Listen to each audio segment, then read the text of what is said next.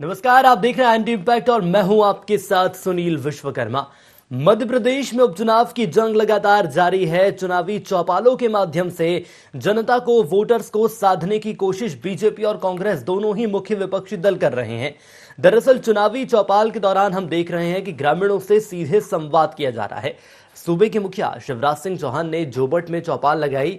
Kabir says गांव में चौपाल लगी, जिसमें सीएम ने ग्रामीणों से संवाद किया। और आपको बता दें कि सीएम शिवराज ने चौपाल में कांग्रेस पर निशाना साधा है। इसके साथ ही उनकी ये कोशिश रही है कि जो सरकार की जन कल्याणकारी योजनाएं हैं वो जनता तक पहुंचे और आखिर उन योजनाओं का कैसे जनता को फायदा मिल रहा है, यदि फायदा नहीं मिल रहा है तो आखिर इस दिशा में क्या कदम उठाने हैं, इन तमाम बातों को लेकर चौपाल लगाई गई। इसके साथ सीएम शिवराज ने कांग्रेस को लेकर कहा कि वो दौर भी देखा जब कांग्रेस की सरकार थी। हम गांव का विकास करना चाहते हैं। ग्रामीणों और किसान साधने के लिए कांग्रेस ने भी चुनावी रणनीति तैयार कर ली है और किसान कांग्रेस गांव-गांव चौपाल लगाने वाली है। चौपाल के दौरान कांग्रेस खाद, बीज, बिजली के मुद्दे पर चर्चा करेगी। इसके साथ ही चौपालों के जरिए ग्रामीणों को साधने की भी कोशिश की जाएगी।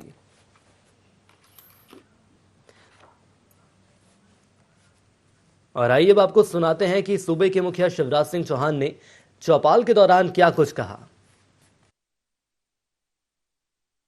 जब आपने वो काल भी देखा होगा सरपंच जी का, जब तो कमलनाथ दादा आ गए, कांग्रेस की सरकार, पैसा मिले थे कोई?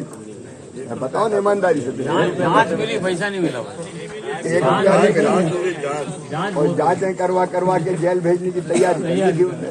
और एक भी कुटीर भी नहीं, ना कुटीर आया ना पैसा आया। पंचायतों के खाते में पैसा आने बंद हो गया। बिजली से बहुत परेशान, बिजली से परेशान, और हमारे पास राशि थी वही वापस देने के बजाय वापस ले ली। 1.5 साल तक बैठे रहे, ऐसा भी कुछ काम पे। अच्छा, मैं जब से बना तब से राशि आई कि नहीं? राशि आई, हमने मंगाई नहीं, हमने वापस की, ताकि हम गांव में विकास के काम फिर से ठीक से कर सकें। तो ये फर्क आप लोग अच्छी तरह जानते हैं। उनने डराया, धमकाया, टेरर पैदा किया और खुद कमलनाथ जी वल्लभ भवन में दलालों का अड्डा बना के बैठे थे। केवल पैसा लूटना, पैसा मंगा लो, पैसा वापस कर लो और बड़े बड़े ठेकेदारों को दे दो। तो आपको बता दें कि मुख्यमंत्री शिवराज सिंह चौहान, जो कि लगातार जनता के बीच हैं और आगामी उपचुनावों को देखते हुए एक चौपाल के माध्यम से कोशिश की जा रही है जनता को साधने की। दरअसल यही सीएम शिवराज का सरल और सहज अंदाज है जो कि हर बार देखने को मिलता है। और इसके अलावा यदि कांग्रेस की बात कर लें तो बीजेपी के रास्ते पर भी कांग्रेस चलती हुई नजर आ रही है। दरअसल भाजपा के द्वारा चुनावी चौपाल का आयोजन किया जा रहा है। इसके पहले आपको बता दें कि सीएम शिवराज देर रात जो कि चौपाल लगाते हुए नजर आए और इसके साथ ही साथ अल सुबह की यदि हम बात करें तो अल सुबह भी सीएम शिवराज ने ग्रामीणों से संवाद किया। तो चुनावी चौपाल पर ही आज हम चर्चा करने वाले हैं और समझेंगे कि आखिर जनता का मूड क्या है। हमारे साथ खास मेहमान जुड़ चुके हैं। सबसे पहले परिचय आपका उनसे करा देता हूं। आनंद तारण जी जुड़ चुके हैं, कांग्रेस का पक्ष रखेंगे, कांग्रेस प्रवक्ता है। विकास बौंदरिया साहब जुड़ चुके हैं, बीजेपी का पक्ष रखेंगे।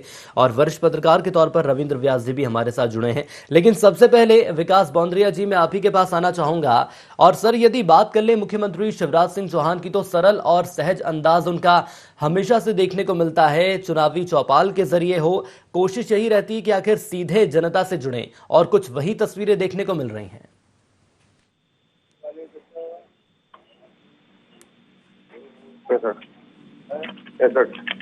विकास जी, मेरी आवाज पहुंच रही है आप तक? चलिए, लग रहा है विकास जी से संपर्क नहीं हो पा रहा है। हेलो जी विकास जी, मेरी आवाज पहुंच रही है आप तक? जी, पहुंच रही है। मैं जवाब देने का प्रयास कर रहा हूँ। मैं आप ही की बात का उत्तर दे रहा हूँ। मैं आपको धन्यवाद देता हूँ कि आपने हमारे नेता के इस उज्जवल चेहरे को देखा भी, उसकी बयान भी दिया। मुझे लगता है कि कांग्रेस को भी अपने राजनीतिक क्रियाकलाप में इस सहजता को, सरलता को, लोगों से जुड़ाव को कबूल करना चाहिए और उसके ऊपर काम करना चाहिए। कांग्रेस की सरकार भी 15 महीने रही 2018 के बाद में, लेकिन आपने देखा कि कमलनाथ जी कैसे केवल वल्लभ भवन और सीएम हाउस में बैठ के काम चलाने का प्रयास करते थे। लोगों से क्या, वो विधायकों तक से नहीं मिलते थे और कांग्रेस के विधायक नतीजन घट गए। दूसरी चीज, उन्होंने जो निर्माण किया सीएम रहते केवल सीएम हाउस में किया, बाहर के निर्माण कार्यों की, विकास योजनाओं की उन्होंने जरा भी रत्ती भर भी फिक्र नहीं करी। खैर, हम आभारी रहे कांग्रेस के उन पूर्व विधायकों के जिन्होंने जल्दी से निर्णय लिया कि देश प्रदेश के और जनता के हित में क्या होगा। लेकिन हमारा नेतृत्व, हमारी नीतियां, यही तो हमारा उजलापन है जिसको लेके हम संगठन की ताकत के बल पे चुनावी क्षेत्र में उतरे हैं और गांव-गांव चौपाल कर रहे हैं। बिल्कुल सर, गांव-गांव चौपाल की जा रही है, कोशिश यही की जा रही है कि आखिर जनता की समस्याएं सुने। और आनंद जी, सुना आपने बीजेपी प्रवक्ता को विकास बौंद्रिया जी हमारे साथ जुड़े हुए हैं, जिनका ये साफ तौर पर कहना है कि यही सीएम शिवराज का सरल स्वभाव है, जो कि जनता के बीच जाते हैं और कोशिश यही की जाती है कि जनता से जुड़े। लेकिन दूसरी ओर अब हम बात करें पूर्व सीएम कमलनाथ की, तो वो भी लगातार जनता के बीच पहुंच रहे हैं। मैं समझना चाहूंगा आपके माध्यम से, जिन क्षेत्रों में, जिन सीटों पर चुनाव होने वाले हैं, तकरीबन 60% से भी ज्यादा आदिवासी क्षेत्र है, किसानों का क्षेत्र है। किसान 2018 में भी आप लोगों के लिए गेम चेंजर साबित हुए थे, कर्ज माफी की बात आप लोगों ने की थी। अब क्या रणनीति है? देखिए, 27 लाख किसानों को कर्ज माफ किसने किया? कांग्रेस ने। उसको अमली जामा किसने पहना है? कमलनाथ जी ने। भारतीय जनता पार्टी के लोग कहते हैं कि कमलनाथ जी ने निर्माण का किया सीएम हाउस में। सीएम हाउस में सालों टेंट लगा रहा किराए का। सीएम हाउस में लाखों करोड़ों अरबों रुपया बर्बाद किया जनता का।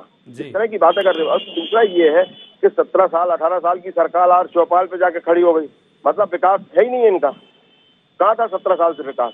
अगर विकास होता तो आज चौपाल लगाने की जरूरत क्या थी? आज जनता की समस्या सुनने की जरूरत क्या थी? आज तो मध्य प्रदेश स्वर्णिम मध्य प्रदेश होता। क्या कारण है कि आज अगर चुनाव है, चुनाव में अगर जनता के बीच में जा रहे हैं, तो फिर क्या कारण है कि आज जाना पड़ रहा है उन्हें? इस तरह की बातें करते हैं, किस तरह की बातें उड़ेलते हैं। कमलनाथ जी की बात करते हैं, 15 महीने में इतने घबरा गए थे नरेंद्र मोदी से लेकर शिवराज सिंह चौहान तक कि सरकार गिराने की जुगात में रहे।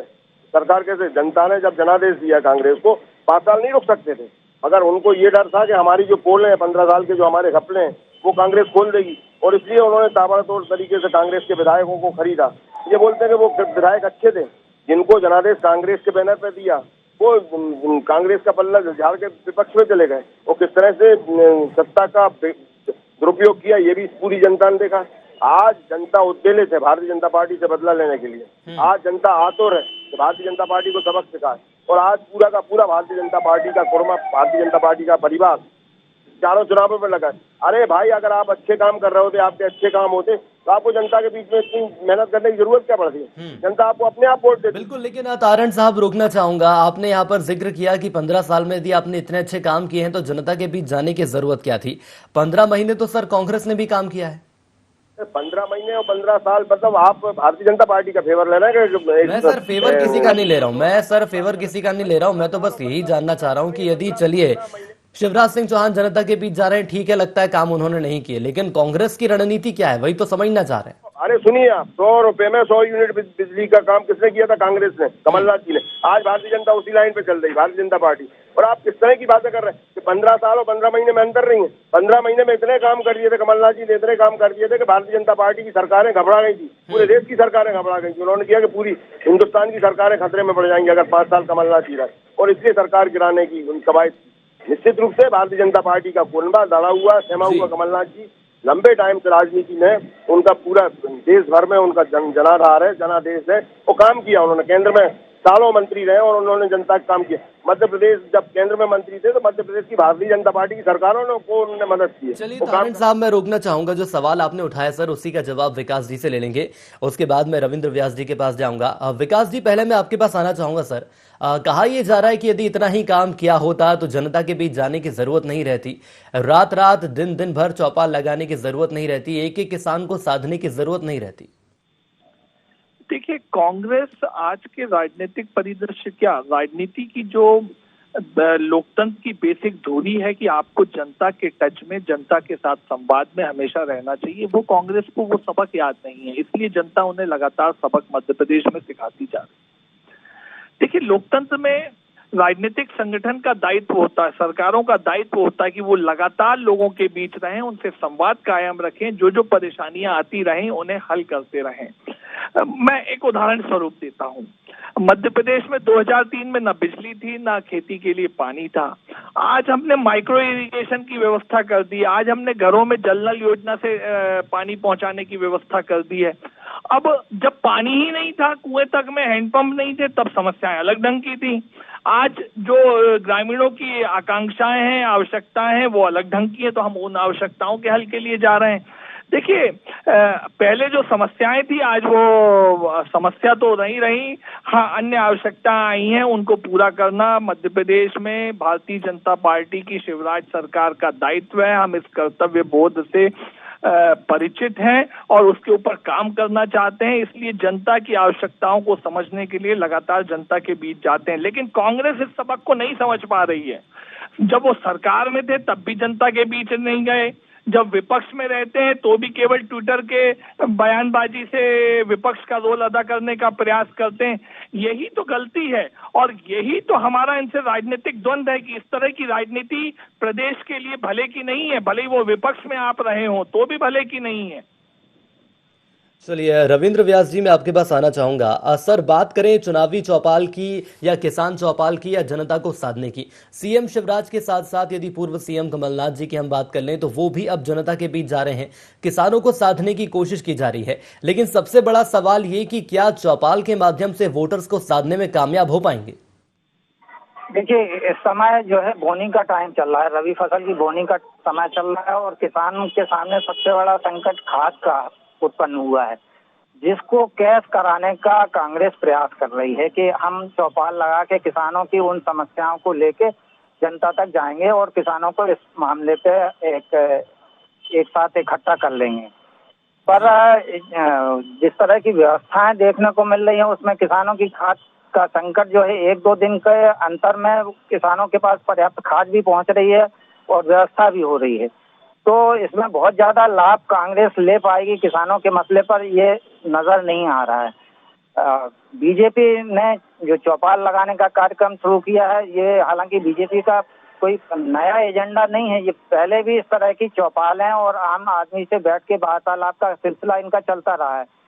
और ये जैसे वीडी शर्मा को हम देख रहे हैं कि बुंदेलखंड इलाके में, चाहे दमोह का चुनाव हो या पृथ्वीपुर का हो या पटना के पास का रहगुआ का, तो इन सब इलाकों में वो व्यक्तिगत लोगों से मिलना और बैठ के बातचीत करना एक तरह से चौपाल का ही एक हिस्सा रहा है। शिवराज सिंह की छवि बेशक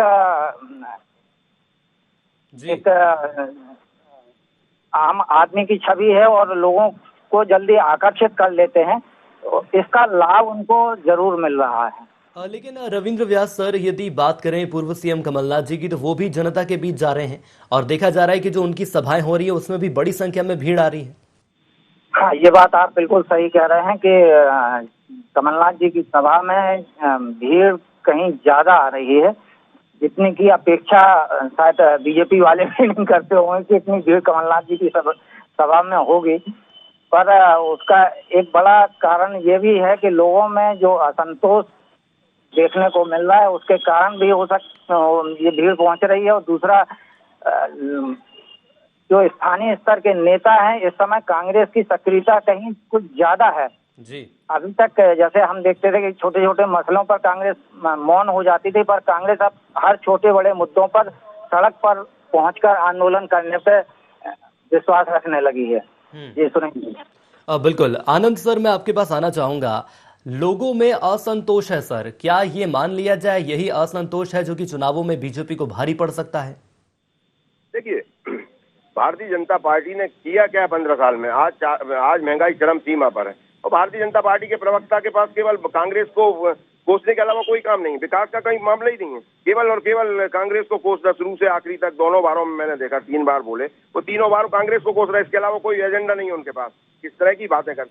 तो ये है कि जो मीडिया का नजरिया है वो निश्चित रूप से निष्पक्ष होना चाहिए। हमारे मीडिया के हमारे साथी ने पहले तो जरा थोड़ा भाजपा की वो करी, लेकिन जब आपने क्वेश्चन किया कि कमलनाथ जी, आज ये हालात है शिवराज जी की सभा में खाली कुर्सियां पड़ी हैं, ये हालात है। तो लेकिन ये है कि जनता त्रस्त है भारतीय जनता पार्टी से, कोई चेहरा हेरा नहीं है भारतीय जनता पार्टी का। झूठ और लफासी के अलावा कोई बात नहीं है, केवल झूठ बोलो, चुनाव में और ज्यादा झूठ बोलो, ज्यादा उद्घाटन करो, ज्यादा शिलान्यास करो, उसको भी काम करने के अलावा कुछ नहीं है। जनता के सामने कुछ नहीं है, जनता तक कुछ नहीं पहुंच पा रहा। और जो आज नौकरशाही बेलगाम हो गई है, कानून व्यवस्था नाम की कोई चीज नहीं है, चारों तरफ अराजकता का माहौल है। किसानों की बात करें, किसानों को क्या दे रहा है? आज रोज रोज लोग आत्महत्याएं कर रहे हैं, बेटियां आत्महत्या कर रही हैं, युवक आत्महत्या कर रहे हैं, रोज बेरोजगार आत्महत्या कर रहे हैं, जो सर्विस में वो भी आत्महत्या कर रहे हैं। तो क्या कारण है कि महंगाई चरम सीमा पर है, लोगों के खर्चे नहीं निकल रहे हैं, गृहिणी परेशान है।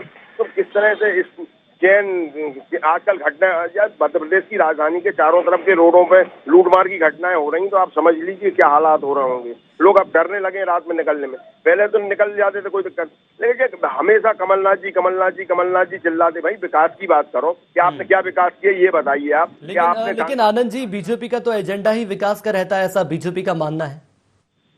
नहीं, विकास कौन सा विकास कर रहे हैं भाई? आपने अभी आपकी डिबेट में मैं इतनी देर से भारतीय जनता पार्टी के सम्मानीय प्रवक्ता महोदय को सुन रहा था, वो हमेशा कांग्रेस को कोस रहे थे, कमलनाथ जी की बात कर रहे थे, कांग्रेस की बात कर रहे थे। अरे भाई आप तो अपनी बात कीजिए, सत्ता में आप विपक्ष को कोस रहे हैं, इससे ज्यादा शर्मनाक बात क्या हो सकती है कि आज केवल और केवल विपक्ष को कोसना, इसके अलावा कोई काम नहीं। अरे क्वेश्चन करना है विपक्ष से करना, सत्ता से क्वेश्चन हमें करने चाहिए, सत्ता से पूछने चाहिए कि 15 साल 17 साल की आपकी सरकार हुई, आपने क्या किया, आपने कितने करोड़ों का, कितने हजार करोड़ों का कर्जा लिया, कहाँ गया वो पैसा?